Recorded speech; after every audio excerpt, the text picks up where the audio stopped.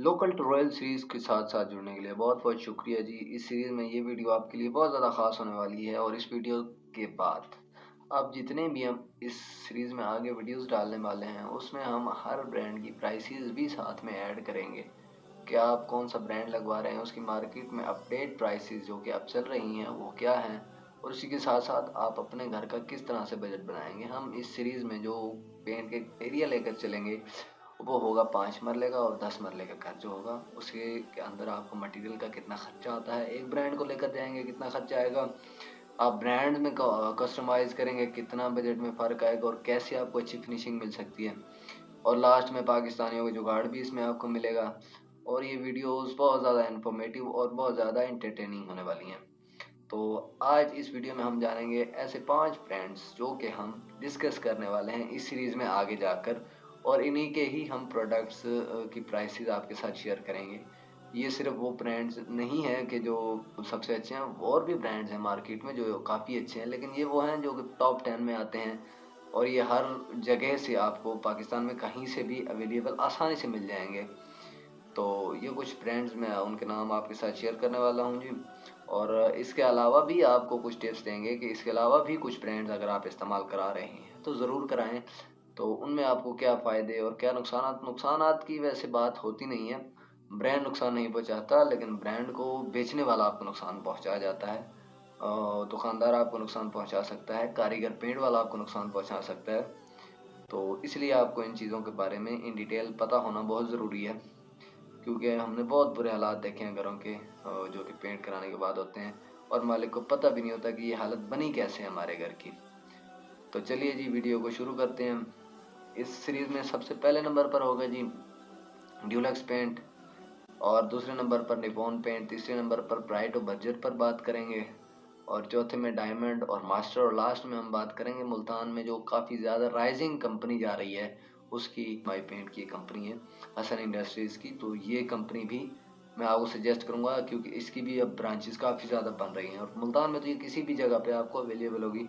और कोई भी मेरा व्यूवर अगर मुल्तान से है तो मुझे कमेंट करके ज़रूर बताएं। ऐसे 5 ब्रांड्स हैं जिन पर हम बात करेंगे, इनकी प्राइसेस के बारे में, इनकी क्वालिटी के बारे में, और ख़ास तौर इनकी प्रोडक्ट्स के बारे में जो हमने इस्तेमाल करनी है अपने घर में। हाँ, एक और चीज़ मैंने ऐड करनी थी इसी सीरीज़ के अंदर, लोकल ट्रोयल सीरीज़ में।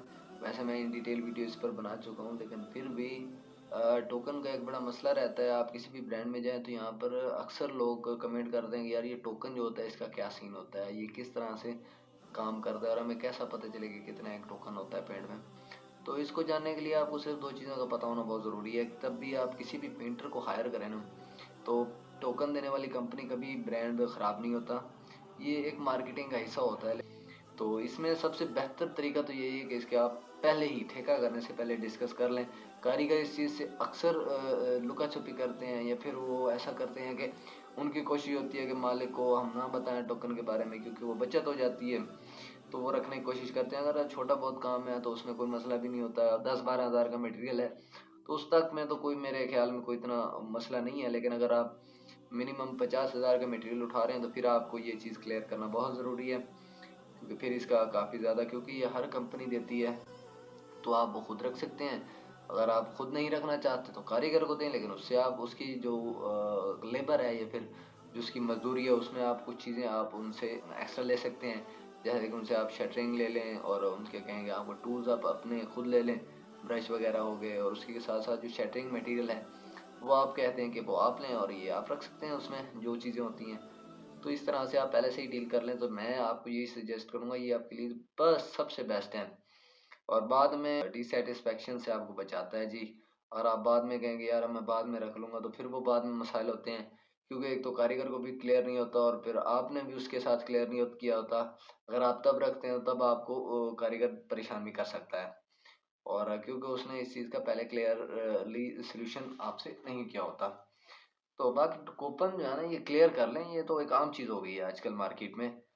तो बाकी कूपन वाला पेंट ये नहीं है कि जो कूपन वाला पेंट है वो आपका पेंट खराब है, पेंट खराब नहीं होता, लेकिन ये मार्केटिंग ऐसा है तो इसलिए इसे भी वो इस्तेमाल करते हैं।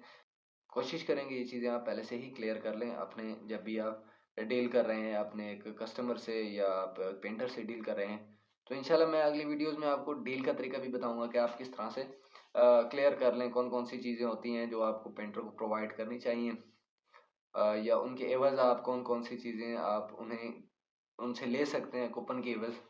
तो जानेंगे अगली वीडियोज़ में, तब तक के लिए लेने के बाद अस्सलाम वालेकुम।